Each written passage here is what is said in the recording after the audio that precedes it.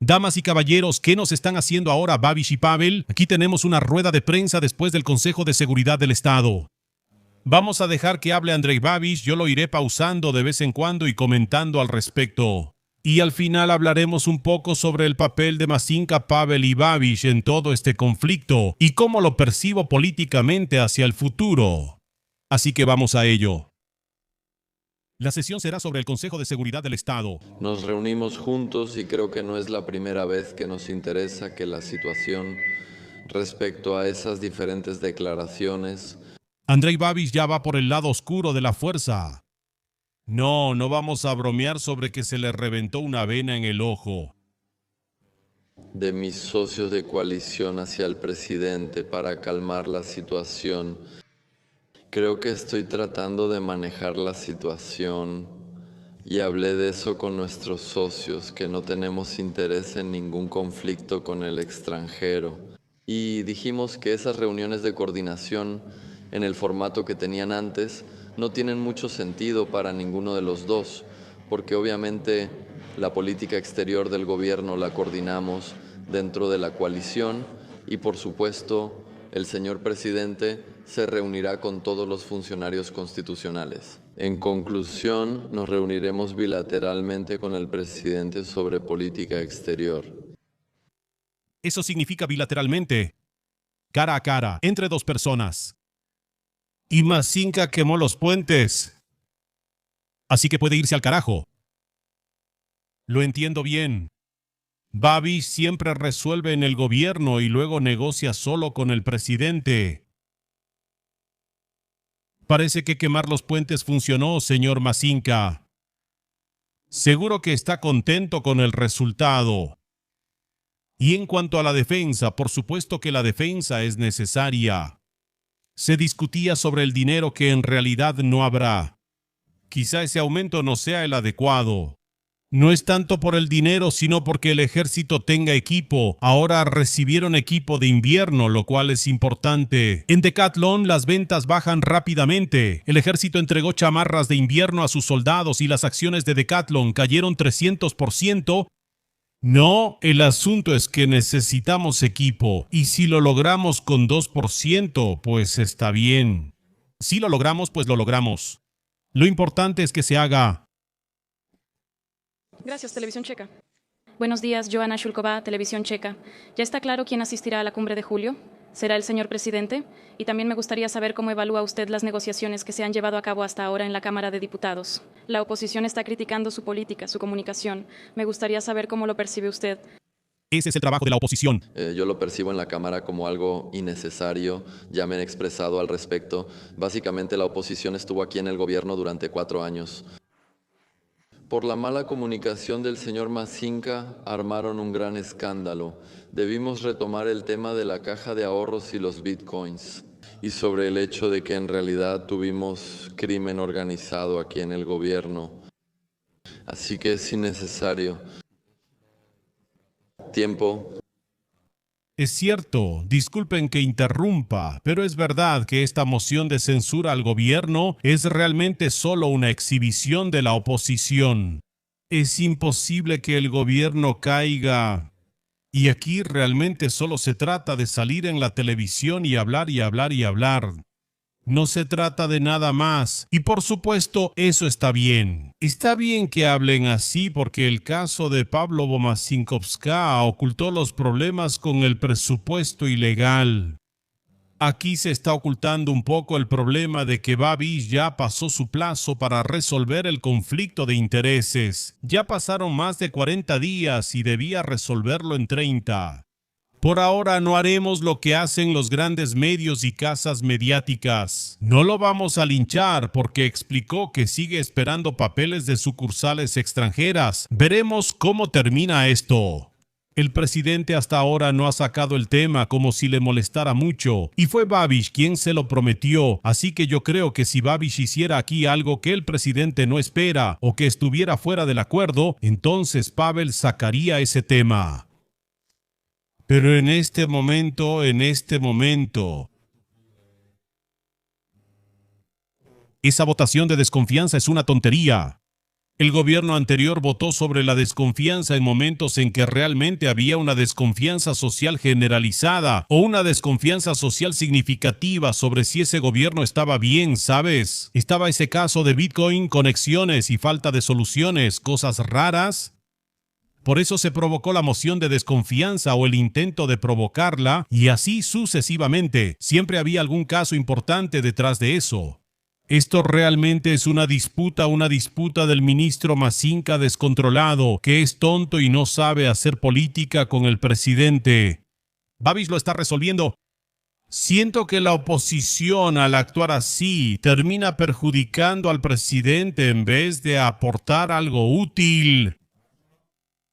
Vincula al presidente, quien quizá no quería asociarse tan directamente con esos opositores. Se están asociando con él, siempre lo reconocen y de alguna manera lo están convirtiendo en el líder de la oposición, a lo cual el gobierno cae perfectamente. La idea es que al gobierno le conviene declarar a Pavel como líder de la oposición, porque eso obviamente reduce un poco la popularidad del presidente y la oposición tampoco se ve del todo bien.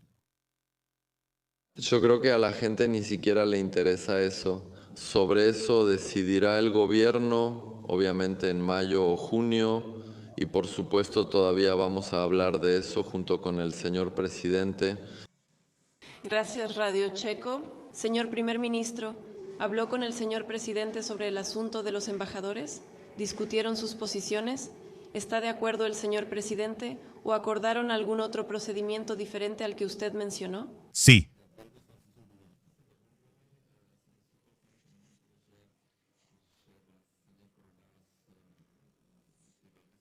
Los embajadores son importantes.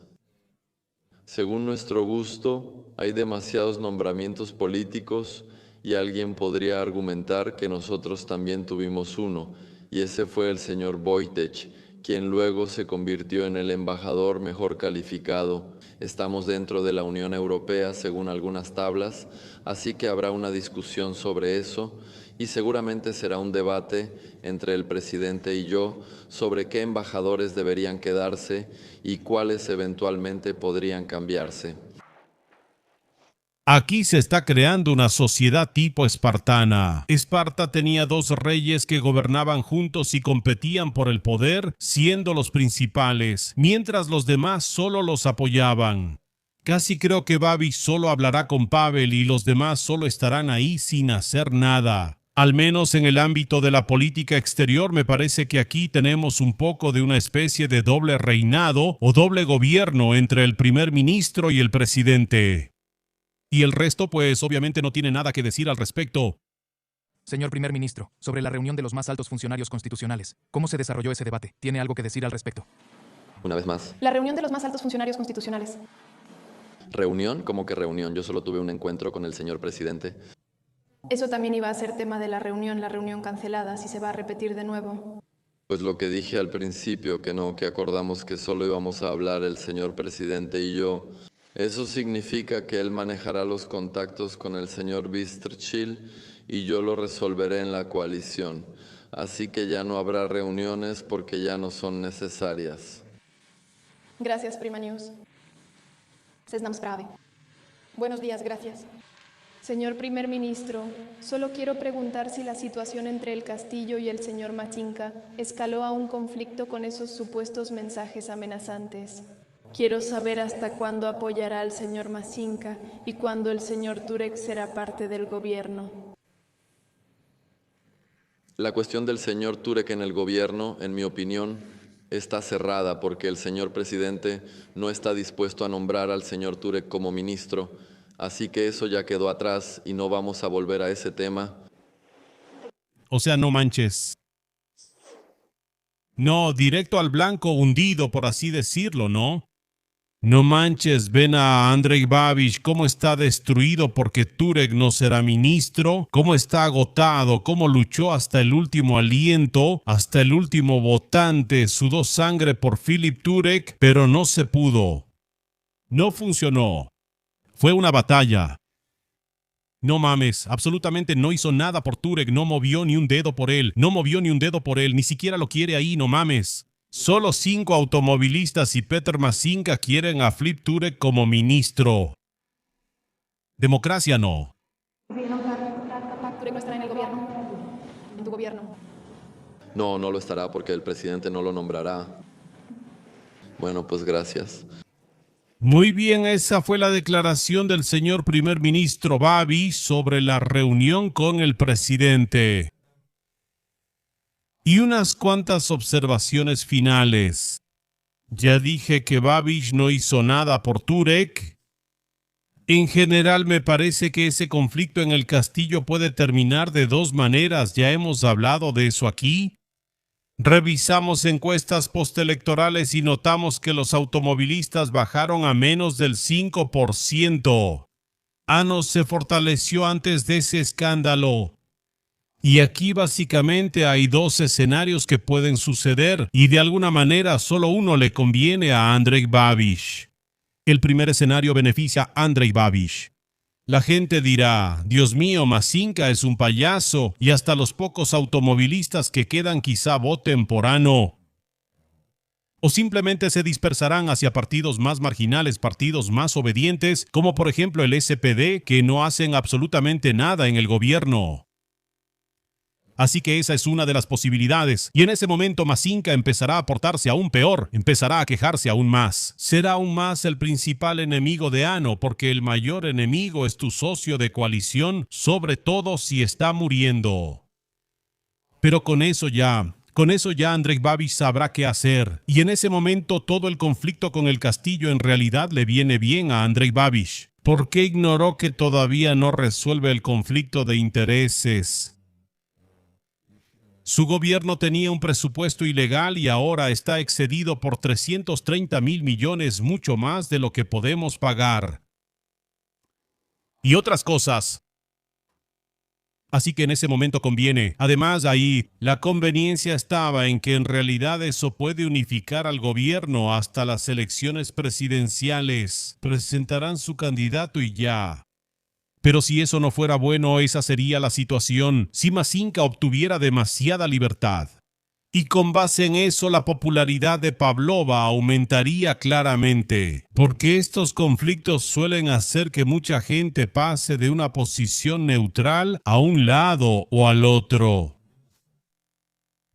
Según encuestas, el 58% apoya a Pavla y al 20% le da igual.